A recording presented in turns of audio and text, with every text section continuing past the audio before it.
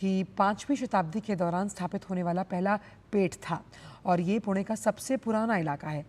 इसे पुणे शहर का दिल भी कहा जाता है। कस्बा पेठ विधानसभा में महायुति और महाविकास आघाड़ी में दिलचस्प लड़ाई है। क्या है कस्बा पेठ का इतिहास, क्या है चुनावी फिजा, देखते हैं हमारे संवाददाता धीरज कुमार की इस रिपोर्ट के जरिए। शिवाजी से लेकर पेशवा की संस्कृति कस्बा की संस्कृति है। पुराने पुणे शहर में भी कस्बा की एक झलक थी। छत्रपति शिवाजी महाराज की शासनकाल में यहां पर स्थापित किए गए कस्बाई गणपति की छाप और अपने कुल देवताओं की पूजा अर्चना होती थी। कालांतर में यही कस्बा पुणे शहर के विस्तृत रूप में विकसित हुआ। कहते हैं कि यहाँ के लाल महल शिवाजी महाराज के दौर का ठिकाना हुआ करता था। कस्बा पेठ जो है, कस्बा पेठ को एक इतिहास है, हिस्ट्री है, और चाहे शिवाजी महाराज हो, जीजाबाई हो या पेशवे हो, सबको लेकर यहाँ एक सांस्कृतिक और ऐतिहासिक एक महत्व कस्बा को है। तो ये असल में जैसे पुणे माना जाता था पहले, तो वो कस्बा ही है।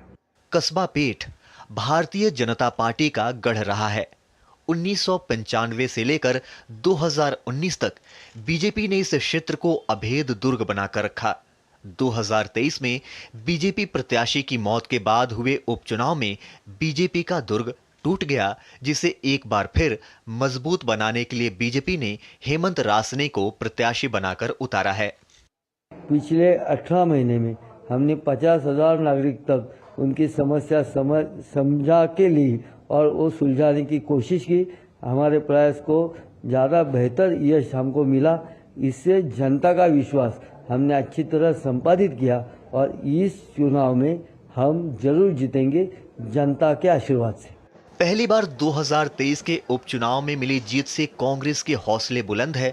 कांग्रेस के रविंद्र धांगेकर एक बार फिर उपचुनाव के प्रदर्शन को दोहराकर भाजपा के 25 साल पुराने गढ़ में सिंध लगाने की जुगत में है।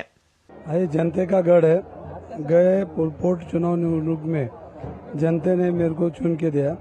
इसी वजह से मैंने 1.5 साल जनता की सेवा कर रही है। इसके बाद से जनता मेरे को चुन के देंगे। राजनीतिक पंडित कहते हैं कि इस बार की कस्बा पेठ की लड़ाई 2023 के उपचुनाव से जुदा है। ये 1995 से बीजेपी के गिरीश बापट की विरासत की सीट थी। लोकमान्य तिलक के घराने की बारिश मुक्ता तिलक की असामयिक निधन के बाद ये खाली हुई सीट थी। ये कांग्रेस और बीजेपी की आमने सामने की लड़ाई वाली सीट थी, लेकिन इस बार की फिजा अलग है।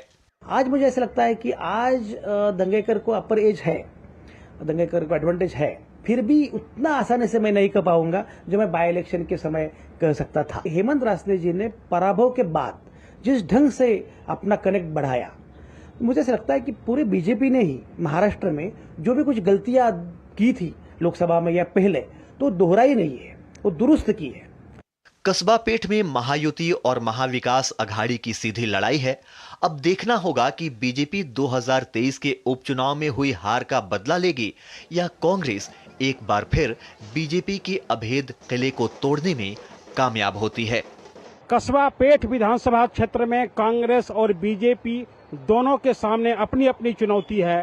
कांग्रेस को 2023 में उपचुनाव में मिली जीत को दोहराने की चुनौती है, तो बीजेपी को अपने पुराने गढ़ को बचाने की चुनौती है। अब देखना है जनता क्या निर्णय लेती है। कैमरामैन सुमित धीमान के साथ धीरज कुमार, डीडी न्यूज, कस्बा पेठ।